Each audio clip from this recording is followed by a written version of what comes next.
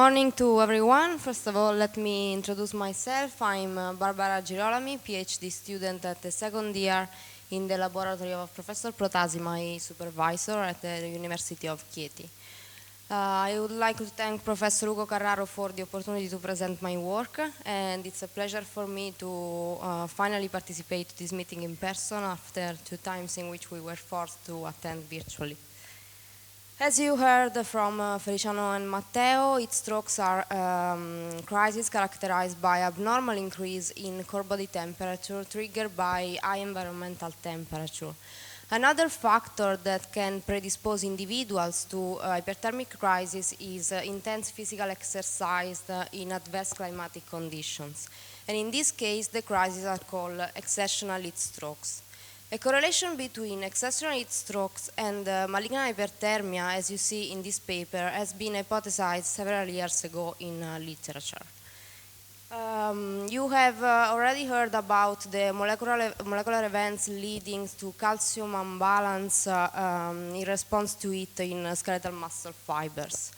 And one of the effects of this excessive calcium leak from the sarcoplasmic reticulum could be the overall reduction of intracellular calcium levels due to the removal of ions by plasma membrane ATPases. And this loss of calcium may in turn cause SR depletions. However, when SR calcium levels are too low, fibers may activate strategies to recover calcium ions from the extracellular space, and one of them being gastrooperative calcium entry. You have heard about SOCI in the past days and briefly this morning by Feliciano. And a massive activation of SOCI has proposed to contribute to rhabdomyolysis in skeletal muscle fiber during heat stroke. Because in vitro contracture test, the gold procedure to the assess of malignant hyperthermia susceptibility, doesn't work in absence of extracellular calcium. SOCI is a calcium influx pathway found in most excitable and excitable cells, which is activated by depletion of intracellular stores, and first described in muscle about 20 years ago. SOCI is essentially mediated by 2 proteins, STIM1 and RI1. STIM1 is the calcium sensor placed in the membrane of endoplasmic or sarcoplasmic reticulum, and RI1 is a calcium permeable channels of the external membrane which in muscle is placed in the T-tubules. SOCI in muscle play an important role to limiting muscle fatigue during repetitive stimulations. And the intracellular sites of interaction between STIM1 and RI1 in muscle has been long debated. Initially, SOCI was proposed to occur at triad, the same structure deputed to the release of calcium during easy coupling.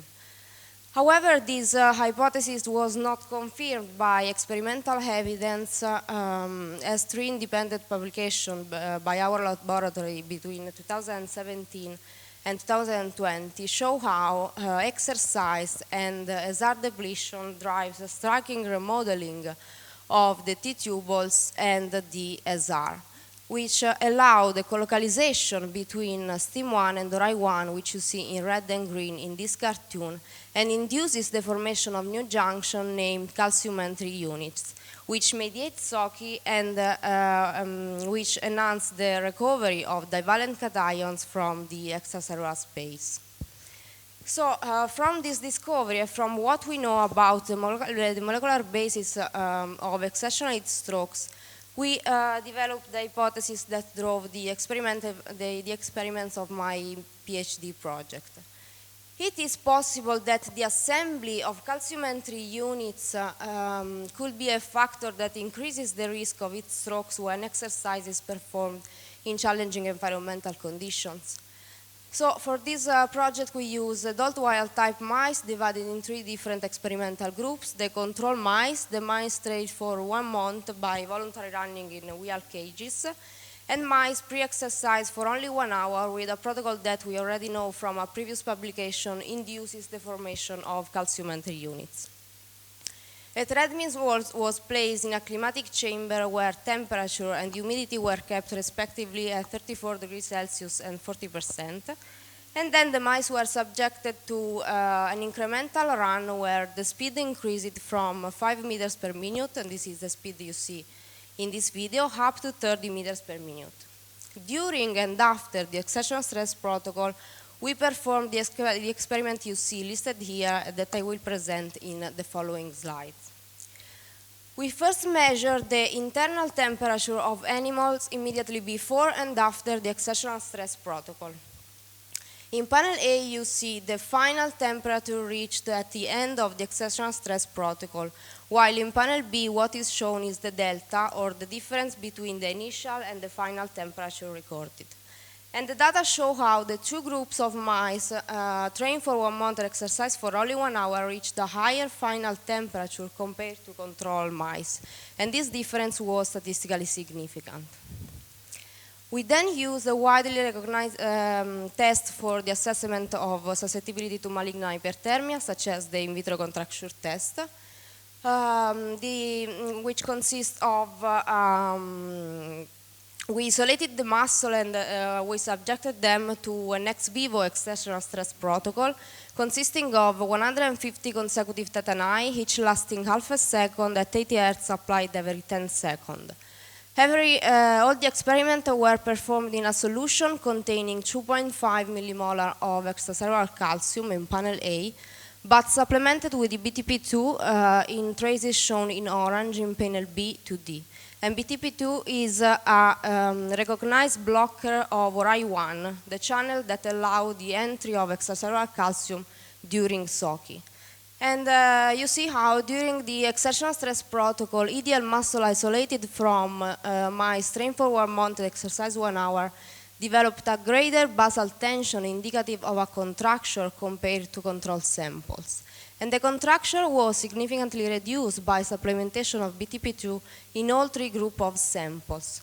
And this gives a direct measure of the contribution of extracellular calcium to the development of contraction. So as calcium entry is mediated by calcium entry units, a junction that assembled during exercise thanks to the remodeling of DSR, which form DSR stacks shown by the arrow and the inset in panel C. And thanks to the remodeling of the T-tubules, which along from the triad into the I band, shown by the arrow and the inset in panel B, we performed quantitative analysis by electron microscopy of these 2 structural elements, and also of the length of contact between T-tubules and the ZAR stacks, which is indicative of a fully assembled calcium entry units. Quantitative analysis of EDL muscle from mice before the exertional stress protocol show how EDL from mice trained for 1 month exercise 1 hour contain a greater percentage of fiber with the ZAR stacks and a number of ZAR stacks per area. And also the extension of the T-tubule at the I band and its coupling with the ZAR are greater in this EDL compared to control samples. And this data underline that the muscle of the mice pre-trained for only 1 hour or 1 month contain more calcium entry units. Finally, as the temperature during the in vivo exertional stress protocol was slightly higher at the end in the mice trained for 1 month compared to the other 2 groups, we decided also to evaluate the number and the volume of mitochondria, because it's well known that prolonged aerobic training affects mitochondriogenesis, and mitochondria could contribute to the generation of heat during aerobic cellular respirations. And as expected, the EDL from mice trained for 1 month contain more number and volume of mitochondria compared to the other 2 groups. Finally, in this slide, I will summarize the main result obtained in the study. Briefly, mice trained for 1 month and 1 hour reached a higher final temperature during an in vivo exertional stress protocol compared to control samples. The EDL dissected from these animals developed a greater basal tension during an ex vivo exertional stress protocol compared to control. And the EDL muscle of these mice contain more calcium entry units formed by the association of SR stacks and the T-tubules. and the mice trained for 1 month contain also more mitochondria. This data altogether suggests that the assembly of calcium entry units during exercise or training could contribute to the generation of heat when exercise is performed in challenging environmental conditions. Does this mean that calcium entry units are dysfunctional? Absolutely not. We have already demonstrated how this structure helps to limit muscle fatigue, hence they improve muscle function. This data only underline one of the mechanisms that could, in principle, contribute to the generation of heat during heat strokes.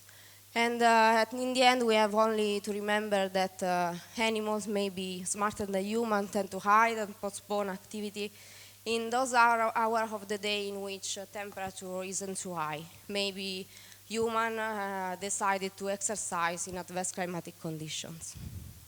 And finally, I would like to thank the member of the lab who helped me with this different aspect of the project, the founding agencies, Teleton and NIH, and all of you for your attention.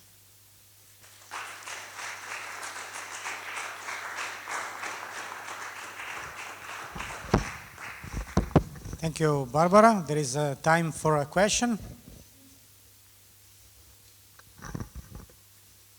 Jonathan? Thank you. That was great. I think it was the first time that I've seen data from your lab showing an increase in the SR stacks from the 1 month trained model. But isn't it true that so my question is, was there any fiber type change during that 1 month of training? And did it get anywhere near to Soleus, which under control conditions doesn't have SR stacks? Is that right? We didn't check the fiber typing after 1 month training, but we are worked on EDL because for us is easier to fatigue muscle with the prevalence of fast twitch fiber in comparison with muscle with the prevalence of slow twitch. So fatiga soleus, we didn't check the way to do. Okay, but the existence of those SR stacks after 1 month training suggests that they might be fairly stable. Because previously we've seen them form in 1 hour of